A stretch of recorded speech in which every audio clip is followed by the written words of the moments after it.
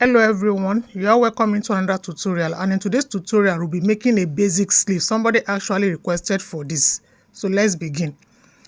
Now from the starting line we input our cap's height. Mine is 4 inches. The formula for calculating cap's height is your bust divided by 12 plus 0.5 inch. So once I'm done marking that, then I'll connect with my straight ruler. So the next thing we do now is to input our chest line measurements. So mine is 8.5. I'll be marking it, so you input yours as well. So once I'm done marking out the chest line measurements, I'll be connecting with my straight ruler from the starting line of our cap's height down to the chest line point. Then once I'm done marking, I'll take my tape measure to measure out what we are having there. Then we'll locate the midpoint. So the best way to locate your midpoint is by folding your tape measure into two like you are seeing on the screen. Then you mark that point. So once I'm done marking, from the midpoint I'll be going up by 0.5 inch so that we can create our back armhole. So I'll take my curve ruler, connect from the starting line to that 0.5 inch point.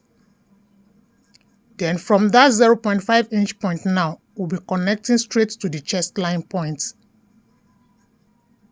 So that is our back armhole. So now for the front armhole, I'll be placing my curve ruler, my armhole curve directly on the midpoint. Then I'll be connecting straight to the starting line. So then I'll turn the curve ruler the other way around as you are seeing right now, because our front armhole is deeper. So I will adjust it properly, then connect straight to the chest line point. So that is our front armhole. You can see how it curves inward, then the back armhole. So we are done with the armhole area. So I'll be adding the 1 inch sewing allowance to the side. Then the length of our sleeve is 10 inches. So that's what I'm marking out now. Then the remaining 2 inches is going to be for the sewing allowance. So once I'm done marking, I'll be connecting with my ruler.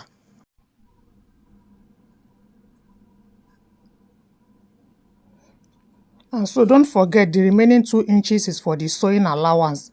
So I'll now measure the arm round now. So I will be using 8 inches. So you use your preference. It depends on how wide you want your arm round to be open. Then you add 1 inch sewing allowance to it. So I'll be connecting the dot into a straight line. Then I repeat the same thing also on the sewing allowance.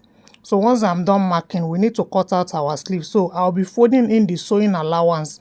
So the reason we are folding is to avoid any shortage at that end. So once I'm done folding, then I'll start cutting. So you follow the line gradually. We'll be cutting the back armhole first. So we are done cutting the back armhole. So we'll open up our sleeve now. You can see that end. It shoots out slightly to avoid shortage on the side. So now the next thing we do is to trace out our front armhole.